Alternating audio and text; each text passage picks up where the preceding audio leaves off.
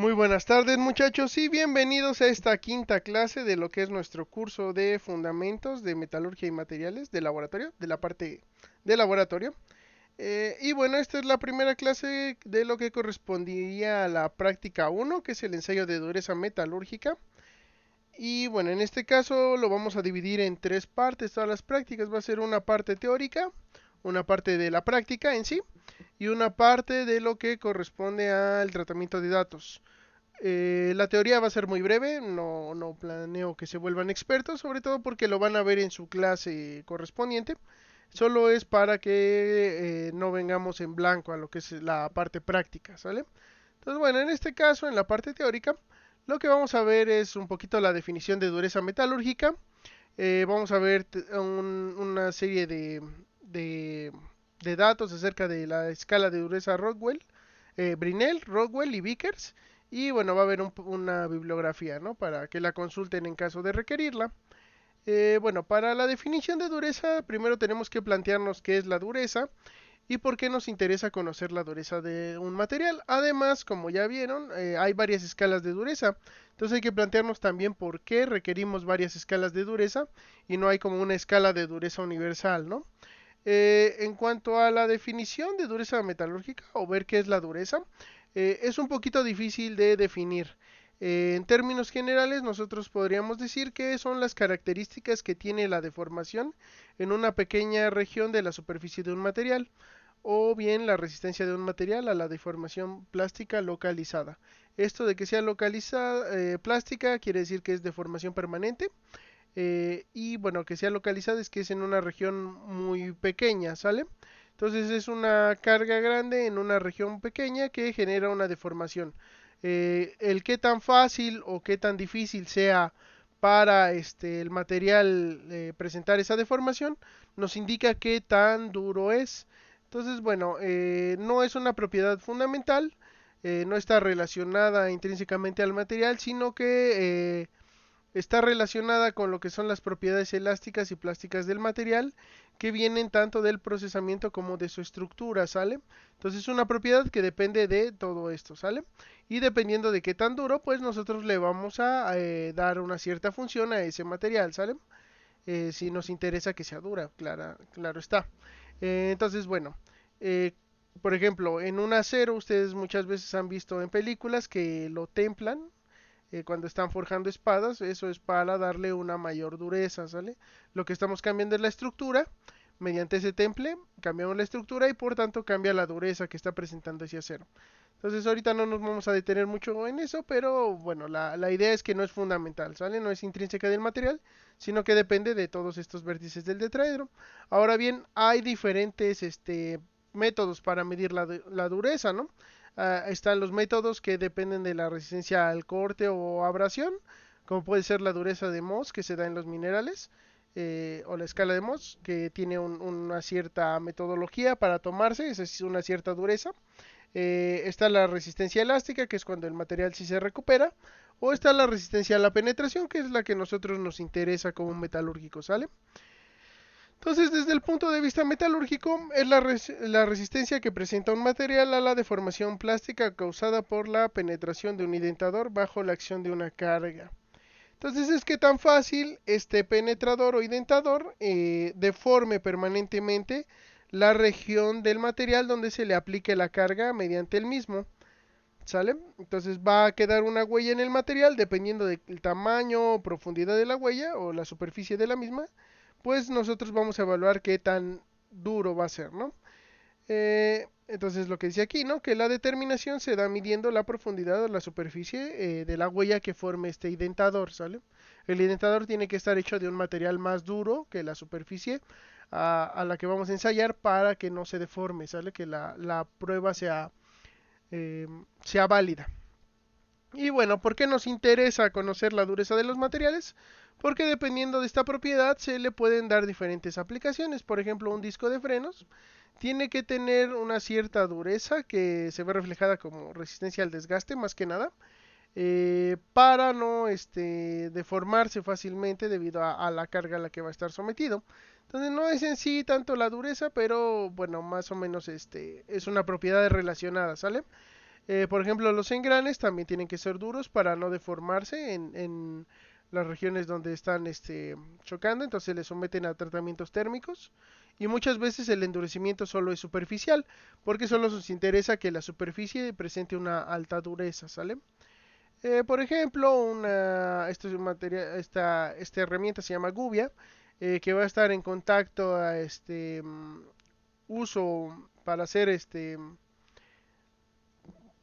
para tallar madera. Entonces sirve para tallar madera. Entonces, como va a estar en contacto esfuerzo punzante sobre la madera, tiene que presentar una alta dureza. O inclusive en las pantallas de los celulares nosotros no queremos que se rayen fácilmente, ¿no? O que se deformen localizadamente por la acción de ahora sí que sería un elemento que lo llegase a deformar. Entonces, estos también tienen que presentar una relativa resistencia a esa deformación plástica, ¿no? Localizada. Entonces, tienen que ser relativamente duros. Y bueno, ya que vimos cuál es la importancia de la dureza, entonces vamos a hablar de las escalas de dureza que nos interesan como metalúrgicos. La primera es la dureza Brinell, ¿sale? La escala de dureza Brinell. Y bueno, la dureza Brinell se fundamenta en medir el área que deja una indentación en un material mecánico tras someterlo a una carga que se va a aplicar por medio de un indentador. El indentador puede ser de acero endurecido, en cuyo caso va a ser una dureza Brinell S, o de carburo de tuxteno, en cuyo caso va a ser una dureza Brinell W, ¿sale?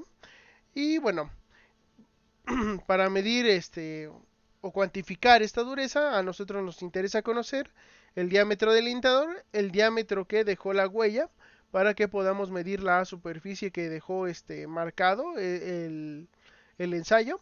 Y nos interesa conocer la carga que se va a aplicar, ¿sale? Que es esta letra P. Entonces, bueno, nosotros una vez que apliquemos esa indentación, nos va a quedar una huella en lo que sería nuestro material. Y hay que medir las dimensiones que tiene la misma o la superficie de la huella.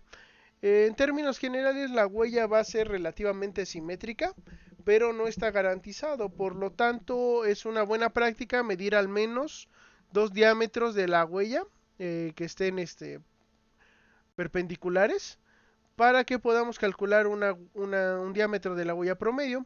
Aunque si es un poco más deforme, podemos tomar una mayor cantidad de diámetros, ¿sale? Entonces, bueno, tomamos el diámetro promedio de estas mediciones y calculamos el área que deja el indentador en la superficie, que en este caso corresponde a una hemiesfera. ¿Sale? Entonces el área de la superficie que deja es pi por el diámetro sobre 2 por el diámetro del indentador. Esta de grande es del indentador menos la raíz cuadrada de la diferencia del diámetro del indentador con respecto al diámetro de la huella.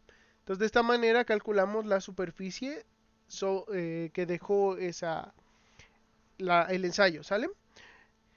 Y bueno, la carga aplicada nosotros la calculamos dependiendo del diámetro del indentador y de las propiedades del material que se va a ensayar. Entonces, para un material no ferroso se calcula mediante esta fórmula que la carga es igual a una constante que multiplica al cuadrado del diámetro en milímetros, ¿sale?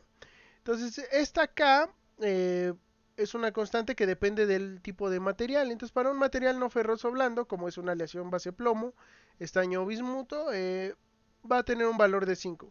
Para un material no ferroso un poquito más duro, una aleación base cobre, aluminio, níquel, le vamos a dar un valor de 10. Y para materiales ferrosos, que son aleaciones base hierro, se le da un valor de 30. Entonces, por ejemplo, un diámetro de indentador de 10 al cuadrado serían 100 por 5, entonces sería 500 de carga para un no ferroso blando, 1000 de carga para un no ferroso duro y 3000 de carga para un material ferroso, ¿sale?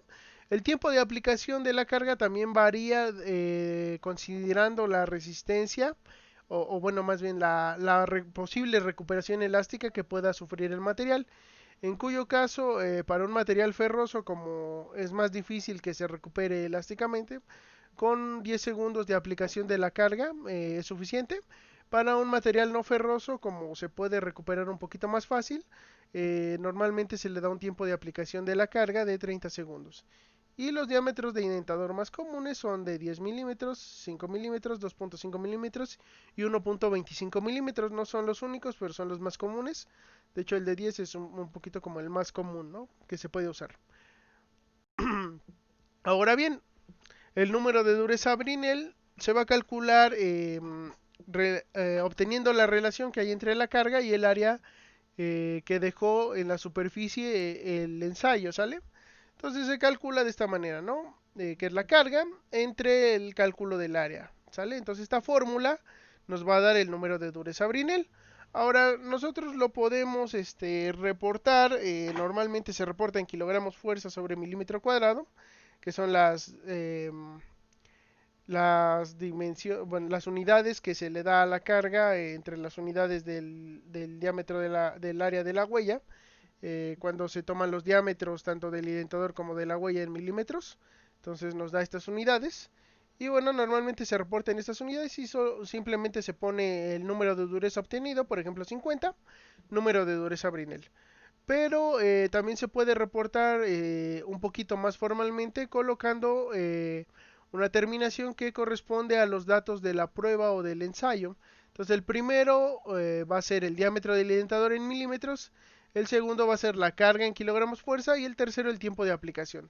Entonces nos quedaría el número de dureza obtenido, número de dureza Brinell, se le pone una S o una W dependiendo de si se usó un identador de acero endurecido o de carburo de tungsteno. Entonces, número de dureza Brinell S, esta S corresponde a que se hizo con un identador de acero y se ponen las condiciones de la prueba, ¿no? De 10 milímetros tenía el diámetro del identador, 3000 kilogramos fuerza se aplicaron durante 10 segundos. Entonces, de esta manera, pues, se reporta y se sabe con bastante certeza bajo qué condiciones se obtuvo. Y bueno, hay que tener ciertas consideraciones cuando se mide la dureza Brinell. La primera es que la superficie debe estar libre de residuos lo más que se pueda y debe ser plana en medida de lo posible. Hay ensayos para probetas cilíndricas, en las normas viene, en cuyo caso se hace una corrección debido a la curvatura del número que se mida y hay que tener una platina especial para que no se mueva durante el ensayo, ¿sale? Pero bueno, si es un ensayo sobre una superficie plana, es mejor que sea lo más plana posible, ¿sale? La distancia del borde de la probeta a la primera huella debe ser de al menos 2.5 el diámetro de la huella, ¿sale? Y entre una huella y otra, dentro de una misma probeta, debería haber una distancia de 3 diámetros de la huella. Esto es debido a que, si vieron esta huella, se hace una deformación localizada. Entonces, al deformarse esta zona cercana a la huella, se endurece. Lo van a ver un poquito más adelante en teoría, pero hay un endurecimiento debido a esta deformación. Entonces, si yo tomo una huella inmediatamente al lado, muy probablemente la dureza que obtenga va a ser mayor a la que obtuve en esta primera huella, además de que va a haber una deformación que a lo mejor no es totalmente simétrica, ¿no? Y con respecto a la distancia al borde, pues no nos interesa nos interesa que esté un poquito más centrada para que esté totalmente bien sujeta a lo que es la probeta para que no se levante o ocurra alguna cosa que haga inválido el ensayo. Entonces, más o menos centrada y con cierta distancia entre las huellas. Otra cosa que hay que considerar es el espesor de la probeta. Entonces, tenemos que tener una probeta que al menos sea 8 veces más grande que lo que es la profundidad de la indentación. Esto para que no se llegue a deformar y en el fondo no se vea reflejada la deformación que se hace en la superficie, de tal manera que sí sea representativo del material lo que estamos haciendo. Si fuera más delgada, a lo mejor estamos ya empezando a someter a la platina que la está sosteniendo al ensayo. Entonces ya no va a ser válida, vamos a deformar la platina, va a tener algunos problemas, ¿no? Entonces hay que tener estas consideraciones y algunas más que vienen en la norma ASTM asociada al ensayo, que en este caso es la E10, que es el Standard Test Method for Brinell Hardness of Metallic Materials, ¿no? O el método estándar de medición para dureza Brinell en materiales metálicos. Método estándar de ensayo, si quieren. Y bueno, eso es lo correspondiente a la dureza Brinell. Otra escala de dureza que también vamos a ver en el laboratorio es la dureza Rodwell. En el caso de la dureza Rockwell, esta se fundamenta en medir la profundidad que alcanza la huella de la indentación, ¿sale? Tras aplicar una carga, ¿sale? Entonces, bueno, hay varios pasos para realizar este ensayo. Primero hay que aplicar una precarga, le vamos a llamar P0. Esta va a hacer una indentación muy ligera en nuestro material. Tras esto vamos a aplicar una carga complementaria que depende de la escala de dureza que nosotros vayamos a emplear. Esto va a hacer que alcance una indentación máxima, por así decirlo, dentro del material. Y después se retira esa carga complementaria, dejando únicamente la precarga. Y bueno, la indentación que se alcance tras realizar estos pasos o la altura nos va a dar la idea de cuál es la dureza Rockwell del material. ¿Sale? Entonces aplicamos precarga, carga complementaria, eliminamos carga complementaria y la altura que se alcanzó nos indica qué tan duro es el material. En este caso, el número de dureza Rockwell se mide con esta expresión, que S va a ser la medida de dureza y va a ser de 0.002 milímetros. H es la profundidad de la indentación y N es una constante que vale 100 si usamos un penetrador de punta de diamante, como son estos, o 130 si usamos un indentador esférico, ya sea que sea de acero endurecido o de carburo de tungsteno, ¿sale? Entonces, bueno, es un poquito diferente a cómo se mide la dureza Brinell, eh, hay que tenerlo en consideración. Y bueno, hay varias cargas que se pueden aplicar y varios indentadores que se pueden usar para medir la dureza Rockwell. En cuanto a las cargas, y bueno, además hay dos tipos de dureza Rockwell, ¿sale? Está la dureza Rockwell superficial, que solo nos interesa medir algún tratamiento especial que tenga la superficie del material para ver si está endurecido, o una dureza Rockwell tradicional, ¿no? O completa, que nos va a medir las propiedades del material. Esto sí nos interesa más la pieza como un todo, o si no solo nos interesa una región superficial de la misma, ¿sale? Entonces, bueno, hay diferentes cargas. En el caso de una dureza Rockwell del material completo, podemos usar 150 kilogramos fuerza, 100 kilogramos fuerza o 60 kilogramos fuerza. Son tres cargas. En el caso de una dureza Rockwell superficial, llegado el momento en que ustedes la necesiten, se puede usar 45 kilogramos fuerza, 30 kilogramos fuerza o 15 kilogramos fuerza, ¿sale? Entonces son tres cargas en cada uno de los casos.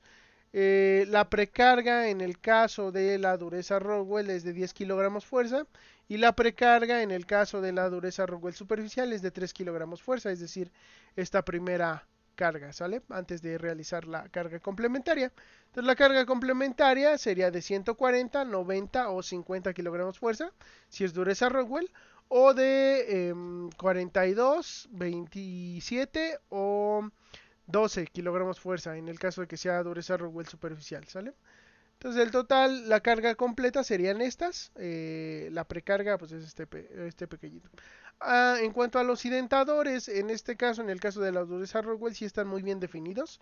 Podemos usar un indentador esferocónico de diamante o podemos usar bolas de acero endurecido o carburo de tungsteno de un medio de pulgada, un cuarto de pulgada, un octavo de pulgada o un 16avo de pulgada. Entonces esta combinación de estos 5 posibles indentadores más las tres cargas da en total 15 posibles combinaciones, ¿no? De tal manera que hay 15 escalas de dureza Rockwell y 15 escalas de dureza Rockwell superficial. Estas se usan dependiendo de qué material se está ensayando, de las características del mismo. Entonces vamos a ver que para la dureza Rockwell no la vamos a ver más a detalle, pero la dureza Rockwell sí vamos a ver las escalas, ¿no? Entonces está la dureza Rockwell B, que tiene un indentador de un 16avo y una carga total de 100 kilogramos fuerza. Y esta se usa para aleaciones base cobre, aceros suaves, aleaciones base aluminio, etcétera. Está la dureza Rockwell SEM, que es un indentador de punta de diamante con 150 kilogramos fuerza de carga total y se usa para ensayar o obtener la dureza de aceros, hierros colados, aleaciones base titanio, es decir, materiales más duros, ¿sale? A partir de estas dos son las más populares, pero hay más escalas dependiendo de si queremos otra aplicación en específico, ¿no? Por ejemplo, una dureza Rockwell A, que es indentador de punta de diamante, con una carga de 60 kilogramos fuerza. Y bueno, esta se usa para medir la dureza de carburos, de piezas de acero delgadas o bueno, piezas de acero huecas también, ¿no? Para poder medir como la dureza de esa parte. Está la dureza D, que tiene un poquito más de carga, igual indentador de punto de diamante, para aceros delgados, aceros con endurecimiento medio, etcétera, ¿no? Están estas otras escalas, cada una tiene su aplicación.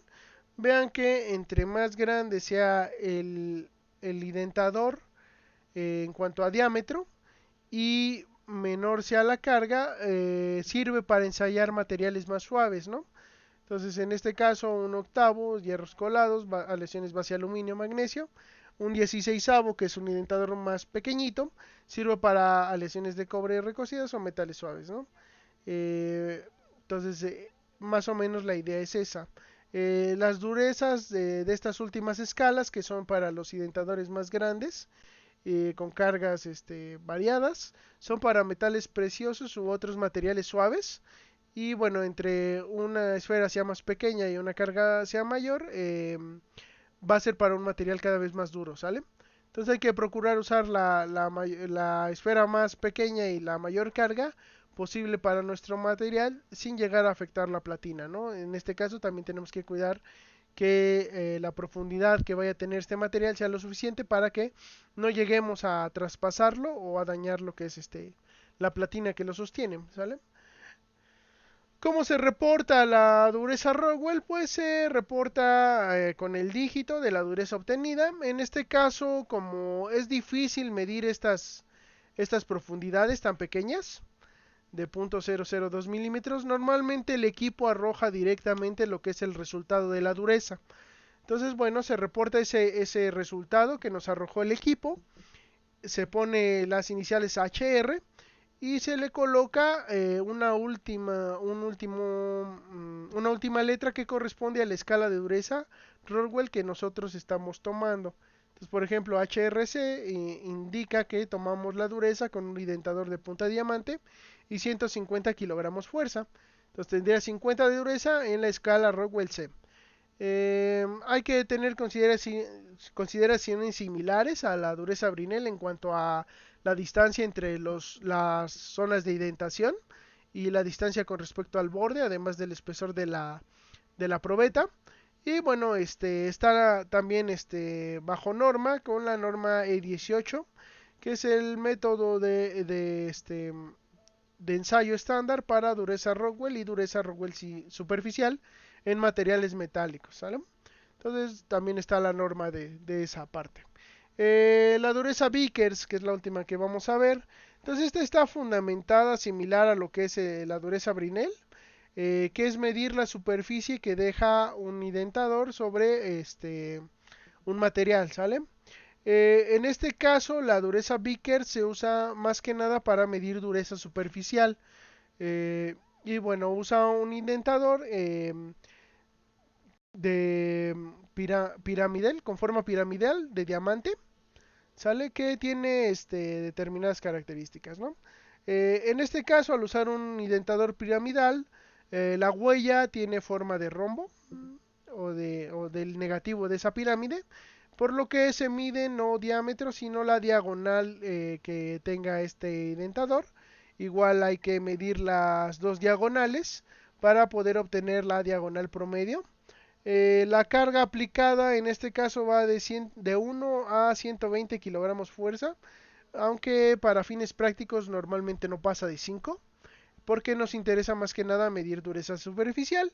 Y bueno, el ángulo del indentador que estamos usando, el ángulo entre las caras de este indentador, de esta pirámide de diamante, va a ser de 136 grados.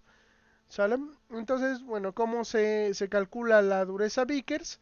Mediante esta expresión, ¿no? Que es la carga por el seno del el ángulo del indentador, que es de 136 grados sobre 2, entre la diagonal al cuadrado sobre 2, ¿sale? Entonces tiene más o menos la misma medición, que va a ser la carga entre el área de indentación, y bueno, se reporta en este caso de esta manera, ¿no? 50 dureza Vickers. Entonces, más sencilla, les digo, está más centrada en medir dureza superficial, y bueno, la norma por la que se rige para el ensayo es la E92, la norma ASTM E92, que es el método de ensayo estándar para dureza Vickers en materiales metálicos. ¿Sale? Y bueno, vamos a ver algunas fuentes.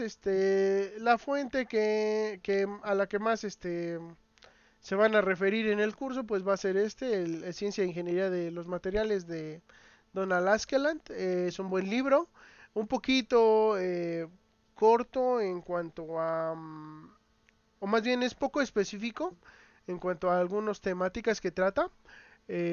Para profundizar hay que ir a otro tipo de fuentes, pero es una buena primera aproximación a lo que es la metalurgia, ¿sale? O la ciencia e ingeniería de los materiales. Más que la metalurgia, es un poquito más general. Y bueno, tengo estos artículos que más o menos no están tan relacionados a un material metálico, pero bueno, presentan más o menos lo que es los fundamentos de cada una de las escalas. En este presenta un poquito los fundamentos de la dureza Vickers, la dureza Brinell y en este caso la dureza Rockwell. Eh, Solo revisaría yo la introducción, ver un poquito más a fondo el artículo.